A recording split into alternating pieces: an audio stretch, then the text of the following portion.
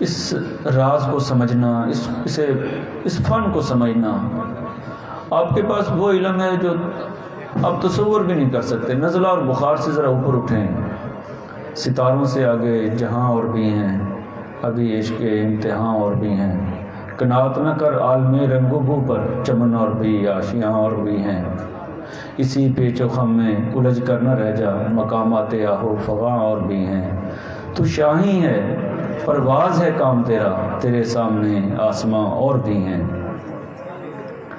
میرے ساتھیوں، ہومیوپیتھک اس وقت آپ کو معجزے دکھائے گی جب آپ اس کے فلسفے کو سمجھیں گے، جب آپ میازم پہ عبور حاصل کریں گے۔ تو میں مختصر وقت میں میازم کو سمجھنے اور اس کو مریضوں کے اوپر کیسے لاگو کیا جاتا ہے اس پہ بات کرتا ہوں، تاکہ میرے ساتھی پریشان ہو کہ کینسر کا مریض آ گیا ہے، یہ ہیپیٹائٹس کا بگڑا ہوا کیس ہے، یہ جگر کے سکڑاؤ کا کیس آ گیا، یہ تھیلاسیمیا کا اور یہ بہرا کیس آ گیا۔ جب ہم اس کی بنیادوں کو سمجھتے ہیں اپنے اسلوب کے اندر رہتے ہوئے، ہومیوپیتھک فلسفے کے اندر رہتے ہوئے، تو یقین جانیے وہ کمالات ہوتے ہیں جس کا ہم تصور نہیں کر سکتے۔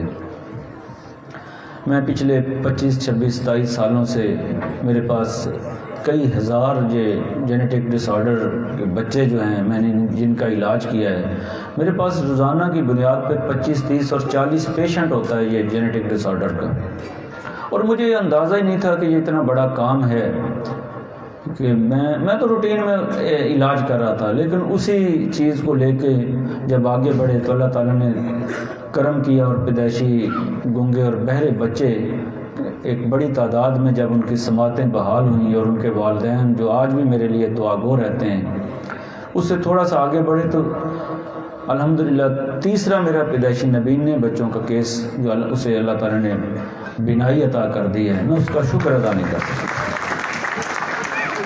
اور یہ سارا کیسے ہوا؟ میں آج سے 30 سال جب پہلے میں نے پریکٹس شروع کی تو میرے تصور میں بھی یہ چیزیں نہیں تھیں۔ تو ہم ہومیوپیتھ ہیں، ہمیں بہت آگے بڑھنا ہے۔ کیسے آگے بڑھنا ہے؟ جب تک ہم میازم کو نہیں سمجھیں گے یقیناً آگے نہیں بڑھ سکتے۔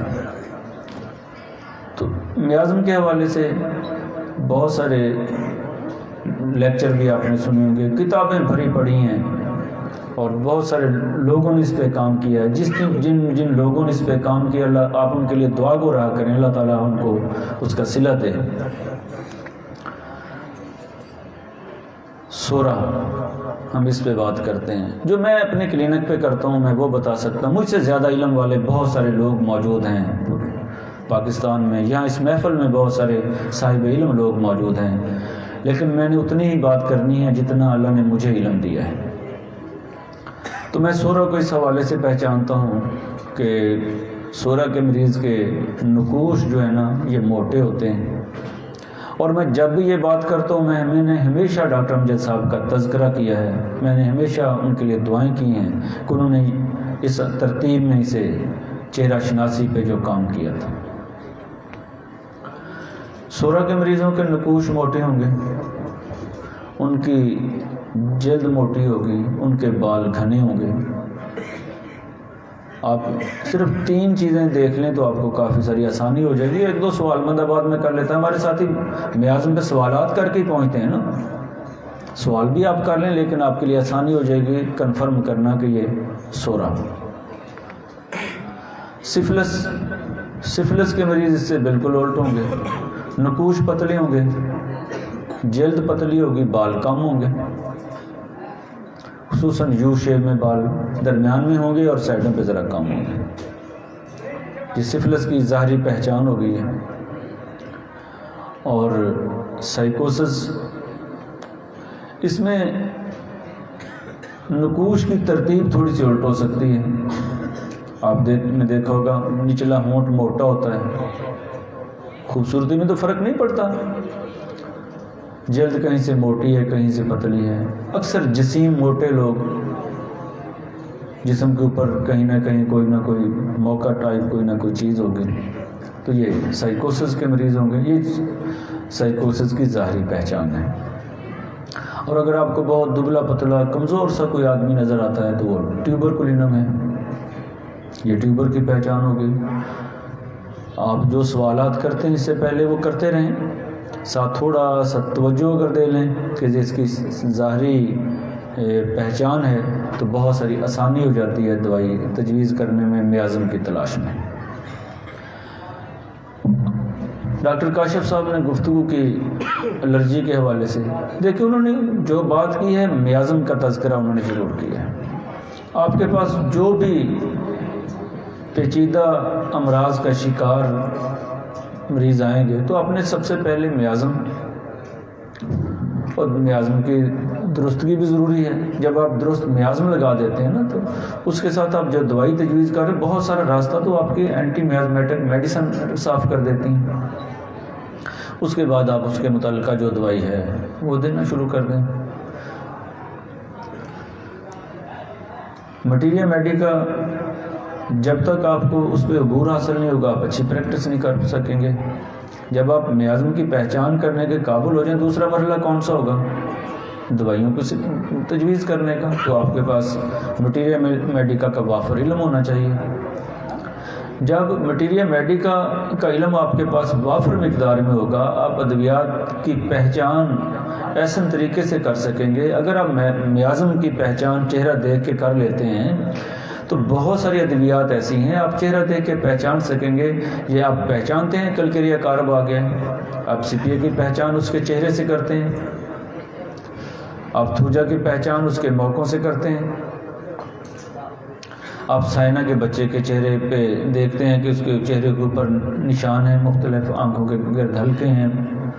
کیمومیلا کا بچہ ماں اٹھا کے چل رہی ہے، وہ بیٹھنے نہیں دے رہا۔ تو یہ 5-7 دوائیاں تو آپ نے دیکھا ہوگا کہ آپ دوائیاں تجویز کرتے ہو یہی سوال کرتے ہیں، یہی دیکھتے ہیں۔ اگر تھوڑا سا اس پہ آپ توجہ دیں جب بھی دوائی تجویز کریں تو تھوڑا سا اس پہ توجہ کر لیں کہ یہ میں نے مریض دیکھا ہے کاسٹیکم کا، اس کے علامات کاسٹیکم کی تھی، اس کی جو ہے شکل و شباہت کیسی ہے۔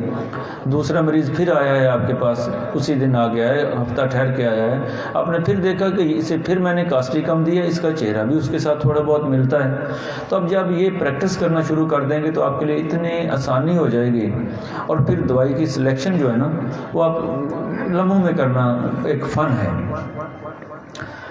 میں نے اپنی پریکٹس میں پچھلے چند سالوں سے اس کے اوپر بہت زیادہ توجہ دی ہے، اور میں نے چہرہ شناسی کے اوپر بہت زیادہ جو الحمدللہ کامیابیاں بھی حاصل کی ہیں۔ اب چہرہ دیکھ کے میں بہت سارے مریضوں کو پہچان لیتا ہوں کہ یہ فلاں دوائی کا مریض ہے۔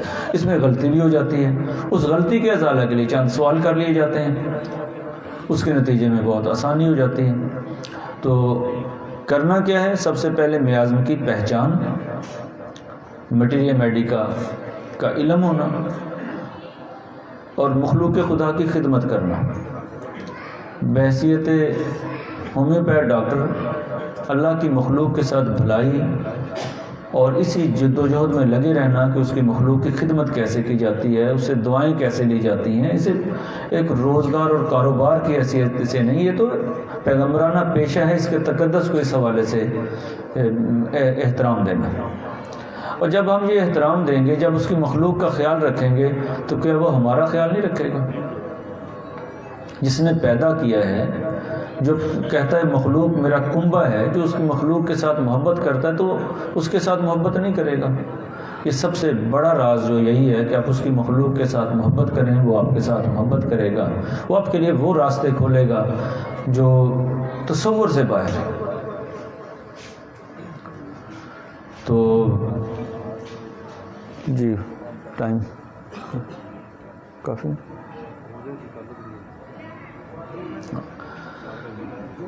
تو میں آپ کے لیے دعا گو ہوں، آپ کی کامیابیوں کے لیے، آپ کی کامرانیوں کے لیے۔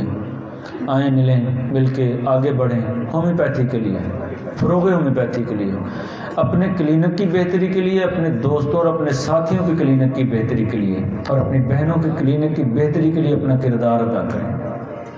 اور یہ اس وقت تک ممکن ہی نہیں ہے جب تک ہم مطالعے کا ذوق اور شوق پیدا نہ کریں، کہ جب تک کتاب دوستی نہ ہو۔